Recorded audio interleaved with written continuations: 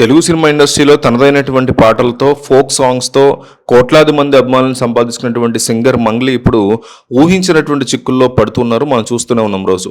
ఒకప్పుడు తన పాటలతో పల్లెటూరి సొగసుల్ని, తెలంగాణ సంస్కృతిని ప్రపంచానికి పరిచయం చేసినటువంటి మంగ్లీ ఇప్పుడు భారీ ఆర్థిక కుంభకోణం ఆరోపణలతో తీవ్రంగా సతమతమవుతున్నారు.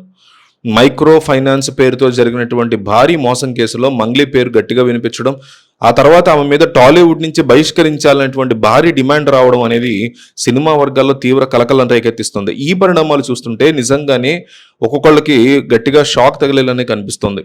భారీ మోసం వెనుకున్నటువంటి అసలు కథ ఏంటంటే, గోకుల్ నందల ఇన్ఫ్రా ప్రైవేట్ లిమిటెడ్ అలాగే శుభం క్షేత్ర ప్రాజెక్ట్స్, ఈ రెండు సంస్థలు సినిమా ఫైనాన్సింగ్ పేరుతో చాలా మంది సామాన్య ప్రజల నుంచి భారీగా డబ్బులు వసూలు చేశాయి. నెలకి భారీ లాభాలు వస్తాయి, ఇది సినిమాల్లో పెడతాం ఈ డబ్బులు అని చెప్పి 50 కోట్ల నుంచి 200 కోట్ల రూపాయల వరకు ప్రజల సొమ్ముని, సామాన్యుల సొమ్ముని కొల్లగొట్టారనేది ప్రధాన ఆరోపణ. ఈ కేసులో ప్రధాన నిందితుడు రమావత్ మధు అనేటువంటి వ్యక్తిని సైబరాబాద్ పోలీసులు అరెస్ట్ చేసిన పరిస్థితి కూడా ఉంది. ప్రాథమిక విచారణలో భాగంగా మంగ్లీకి ఉన్నటువంటి క్రేజ్ని, ఆమె పాపులారిటీని వాడుకుని నిరుపేదల్ని ఈ స్కీమ్లోకి ఆకర్షించారు అని పోలీసులు గుర్తించారు. దీంతో మంగ్లీ మీద కూడా విమర్శల పర్వం మొదలైంది. ఈ వివాదం మరింత ముదురుతూ మంగ్లీని చిత్ర పరిశ్రమ నుంచి బహిష్కరించాలి అని movie artist association general secretary Sampath Nayak ఏకంగా ప్రొడ్యూసర్ కౌన్సిల్కి ఆయన ఫిర్యాదు చేయడం అనేది ఒక పెద్ద సంచలనంగా మారింది. ఇంతటి క్రేజ్ ఉన్న సింగర్ మీద ఇలాంటి నిర్ణయం తీసుకోవడం అంటే ఇండస్ట్రీలో ఏదో ఒక పెద్ద తుఫానికి సంకేతం అని డెఫినెట్లీ చెప్పుకోవచ్చు. మంగ్లీ తరఫున ఆమె తన గాత్రంతో సంబంధం లేనటువంటి వ్యాపారాల గురించి తనకు తెలియదని, తాను కేవలం స్టేజ్ షోల కోసం మాత్రమే వారిని కలిశాను అని వాదిస్తున్నారు మంగ్లీ ఓ పక్క. తనని ఈ వివాదంలో అనవసరంగా ఇరికిస్తున్నారని, తాను కూడా బాధితురాలినేనని మంగ్లీ కన్నీటి పర్యంతం అవుతున్నారు. ఈ ఆర్థిక కుంభకోణం కేవలం మంగ్లీ యొక్క వ్యక్తిగత ప్రతిష్టకే కాకుండా ఆమె కెరీర్కి కూడా చాలా పెద్ద సవాల్గా మారిందని చెప్పుకోవాలి.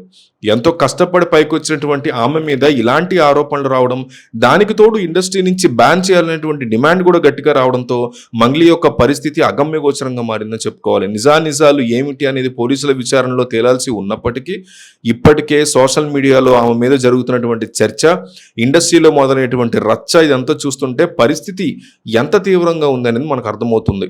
ఒక చిన్న పొరపాటు లేదా ఒక తప్పుడు అడుగు మనిషి యొక్క జీవితాన్ని ఎలా మార్చేస్తుంది అనేది మంగ్లీ యొక్క ఉదంతం క్లియర్ కట్గా మనకు అర్థమయ్యేలా చేస్తుంది.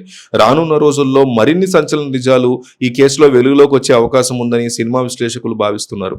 ఎవరికి వారు ఊహించినటువంటి పరిణామంతో అందరూ కూడా షాక్ అవుతున్న పరిస్థితి ఉంది. దీని మీద మీ అభిప్రాయం ఏంటి? అసలు ప్రజలు ఏమనుకుంటున్నారు మంగ్లీ టాపిక్ గురించి అనేది ప్రతి ఒక్కళ్ళు మిస్ అవ్వకుండా కంపల్సరీగా కామెంట్ చేయండి.